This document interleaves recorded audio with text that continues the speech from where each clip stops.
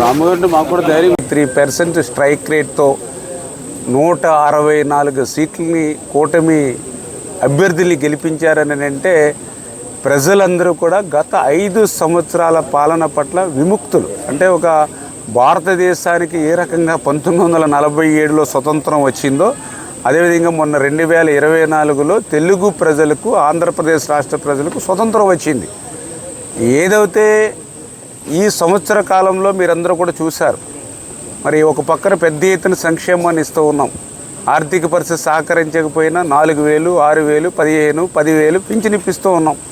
అదేవిధంగా ఎంతమంది బిడ్డలుంటే అంతమందికి తల్లికి వందనం చొప్పున వాళ్ళ తల్లిల అకౌంట్లో అమౌంట్ వేస్తూ ఉన్నాం. ఏదైతే గత 5 సంవత్సరాలు ఒక్క టీచర్ పోస్టు భర్తీ చేయకపోయినా మేము 16,500 టీచర్ పోస్టులు మేము మొదటి సంవత్సరంలోనే పూర్తి చేస్తూ ఉన్నాం. గతంలో ఒక గ్యాస్ సిలిండర్ కొనాలంటే 1,000-1,200 పెట్టుబడి పెట్టుకోవాల్సి ఉంటే ఈరోజు ఉచితంగానే 3 గ్యాస్ సిలిండర్లు మహిళలకు ఇస్తూ ఉన్నాం. ఏదైతే గత పరిపాలనలో మొదటి సంవత్సరమే అన్నా క్యాంటీన్లు రద్దు చేస్తే ఈవేళ మళ్ళీ మేము 5 రూపాయలకు అన్నం పెట్టేటువంటి అన్నా క్యాంటీన్ 2,50,000 మంది ప్రతిరోజు కూడా కడుపు నింపేటువంటి కార్యక్రమానికి శ్రీకారం చుడుతూ ఉన్నాం. నిన్ననే మీరు అందరూ కూడా చూశారు. అన్నదాత సుఖీభవ ఏదైతే 20,000 రూపాయలు పెట్టుబడి సాయం అందిస్తామన్నామో ఆ మాటను నిలబెట్టుకుంటూ 2వ తారీఖున ఆ కార్యక్రమానికి శ్రీకారం చుట్టాం. రేపు ఆగస్టు 15 నుంచి మా మహిళలకు ఉచితంగానే ఆర్టీసీ సౌకర్యం ఏర్పాటు చేస్తూ ఉన్నాం. అంటే ఇంత కష్టకాలంలో కూడా ఒక ఖాళీ చిల్లు కొండ ఆర్థిక పరిస్థితిని ఈ చేతిలో పెట్టినా కూడా ఎన్ని సంక్షేమ కార్యక్రమాలు మొదటి సంవత్సరంలోనే చేస్తూ ఉన్నాం.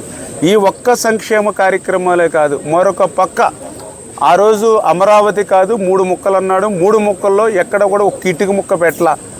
అటువంటిది మళ్ళీ ఈరోజు రాజధానిని ఈవేళ నిర్మాణాన్ని పరిగెట్టించి పనిచేస్తూ ఉన్నాం. ఆ రోజు ఏదైతే పోలవరాన్ని ముంచేశారు, ధ్వంసం చేశారు, విధ్వంసం చేశారు. ఆ రోజు క్లియర్గా ముఖ్యమంత్రి చెప్పాడు, ఇరిగేషన్ శాఖ మంత్రి చెప్పాడు, పోలవరం ఎప్పటికి పూర్తవుతుందో చెప్పలేమని చెప్పారు. పోలవరాన్ని ఇంకా భవిష్యత్తులో చూడలేమని చెప్పారు. అటువంటి పోలవరం 2027 డిసెంబర్కి పూర్తి చేసేటువంటి లక్ష్యంతో పనిచేస్తూ ఉన్నాం. స్టీల్ ప్లాంట్ని కాపాడుకోగలిగాము, ఈ రైల్వే జోన్ను తీసుకురాగలిగాము, గుంతలు లేనిటువంటి రోడ్లు నిర్మాణం చేస్తూ ఉన్నాము.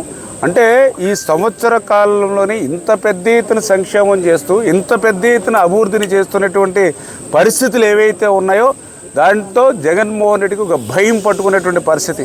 ఎందుకంటే మొన్న ఎన్నికలలోనే వాళ్ళకి 11 సీట్లు పరిమితం అయిపోయినటువంటి పరిస్థితి.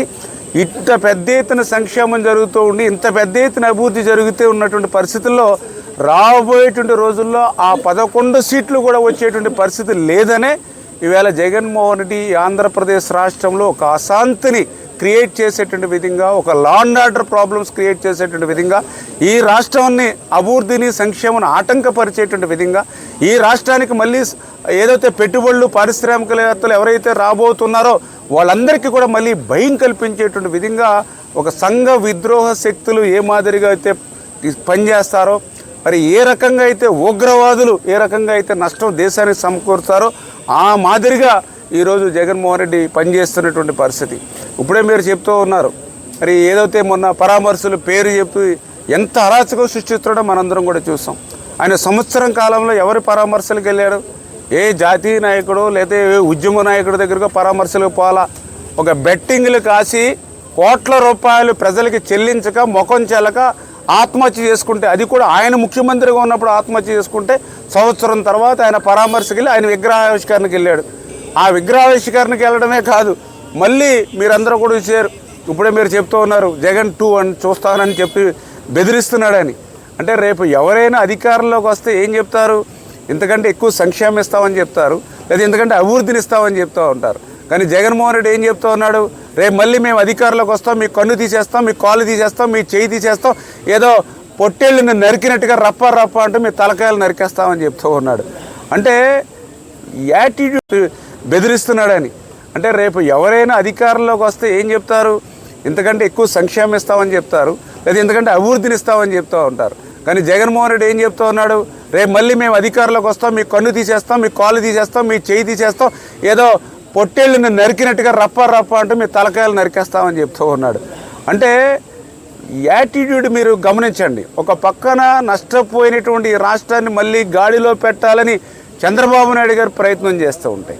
మళ్ళీ మన తలరాతలన్నింటినీ కూడా మార్చాలనేటువంటి విధంగా చంద్రబాబు నాయుడు గారు 24 గంటలకి 18 గంటలు పైబడి ఈయన పని చేస్తూ ఉంటే, మరొక పక్కన ఈ రాష్ట్రాల్లో మరి శాంతి అనేదే లేకుండా రప్ప అని నరుక్కుంటూ పోతారని ఆయన చెప్తూ ఉన్నాడంటే, ఆయన మానసికమైనటువంటి పరిస్థితి అంటే ఏదైతే గత 5 సంవత్సరాల్లో దోచుకున్నటువంటి సొమ్ము ఏదైతే ఉందో, లూటీ చేసినటువంటి సొమ్ము ఏదైతే ఉందో, అవన్నీ కూడా ఒక పక్కన వెలుగులోకి వస్తున్నటువంటి పరిస్థితుల్లో ఒక పక్క, రెండవది 5 సంవత్సరాలు ఆ లూటీకి దోపిడీకి అలవాటు పడ్డటువంటి ఆ వ్యక్తి ఈరోజు ఆ సంపాదన అంటే ఆ రోజు 5 సంవత్సరాలు అందరం కూడా చూసాం. ఎప్పుడైనా కాలు బయట పెట్టడం చూసారా మీరు? తాడేపల్లి రాజప్రసాదం వదిలి ఎప్పుడైనా ఒక కాలు బయట పెట్టాడా? తప్పు జారి సంవత్సరానికో 6 నెలలకో కాలు బయట పెడితే ఒక 30 యాక్టు, ఒక 144 సెక్షను, ఒక ముందస్తు అరెస్టులు, హౌస్ అరెస్టులు, పరదాలు, బ్యారికేడ్లు, ఆఖరికి హెలికాప్టర్ మీద వెళ్తూ కూడా కింద పోలీసుల చేత మరి ట్రాఫిక్ కంట్రోల్ చేసినటువంటి మహనీయుడు ఆయన. అటువంటి వ్యక్తి ఆయన మరి ఈరోజు మరి ఏ రకంగా మాట్లాడుతూ ఉన్నారు? అధికారంలో ఉన్నప్పుడు ఏం చేశారు?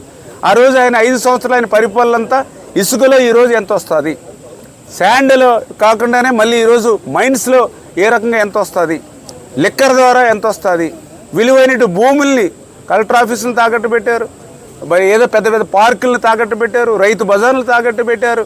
ఇట్లా 5 సంవత్సరాలు ఆ యొక్క లూటీకి అలవాటు పడినటువంటి వ్యక్తి ఆ లూటీ ఆ యొక్క సంపాదన ఈరోజు లేకపోవడం ఒకటి, ఆ రోజు దాచుకున్నటువంటి సొమ్ము ఇప్పుడు వెలుగులోకి వస్తున్నటువంటి పరిస్థితుల్లోనే ఇటువంటి బెదిరింపు ధోరణులకి జగన్మోహన్ రెడ్డి మాట్లాడుతున్నటువంటి పరిస్థితి. ఆయన మాటల్ని రాష్ట్ర ప్రజలు ఎవరూ కూడా విశ్వసించే పరిస్థితి లేదు. ఎందుకంటే ఎన్నికల ముందు కూడా మీరు చెప్పారు వై నాట్ 175 అన్నాడు. ఏమైంది? అటువంటి పరిస్థితి మీరు కూడా చూశారు. ఎన్నికలు అయిపోయిన ఏదైతే ఎలక్షన్ మరి అయిన తర్వాత కూడా ఆ రోజు కూడా చెప్పాడు, మళ్ళీ ఏదైతే ఆయన ఐపాక్ టీంతో కూడా చెప్పాడు రేపొద్దున మనం అధికారంలో రాకపోతున్నామని. అదేవిధంగా అక్కడ అయితే రుషికొండని బోడిగుండు చేసి అక్కడ రేపొద్దుట అక్కడి నుంచే నా రాజప్రసాదంలో అడుగెడతారని అక్కడే చెప్పాడు. కానీ ఏమైంది? చేత ఏంటంటే జగన్మోహన్ రెడ్డి ఏదైతే వైఎస్ఆర్సీపీ పార్టీ మునిగిపోతున్నటువంటి పడవ అని చెప్పి ప్రజలు భావిస్తూ ఉన్నారో, అటువంటి పరిస్థితుల్లో ఆ వైఎస్ఆర్సీపీ పార్టీ ఉనికిని కాపాడుకోవడం కోసం ఏదైతే నైతిక స్థైర్యం కోల్పోతున్నటువంటి కార్యకర్తల్లో ఏదైనా ధైర్యం కల్పించాలనేటువంటి ఆలోచనతో ఇటువంటి అబద్ధాలు, అసత్యాలు, బెదిరింపులకి పాల్పడుతున్నటువంటి పరిస్థితి. దీన్ని తెలుగు ప్రజలు కూడా తీవ్రంగా తీసుకుంటున్నారు. ఎందుకంటే ఆంధ్రప్రదేశ్ రాష్ట్ర ప్రజలు శాంతి కాముకులు. ప్రశాంతమైనటువంటి రాష్ట్రం ఆంధ్రప్రదేశ్. ఇటువంటి ప్రశాంతమైనటువంటి ఆంధ్రప్రదేశ్ రాష్ట్రంలో తలకాయలు తీసేస్తానన్న వాడికి, మామిడికాయలకి తలకాయలకి తేడాలు తెలియనటువంటి నాయకుడిని ఇక్కడ భవిష్యత్తులో ఆదరించేటువంటి పరిస్థితి కూడా ఉండదు. ఓకే.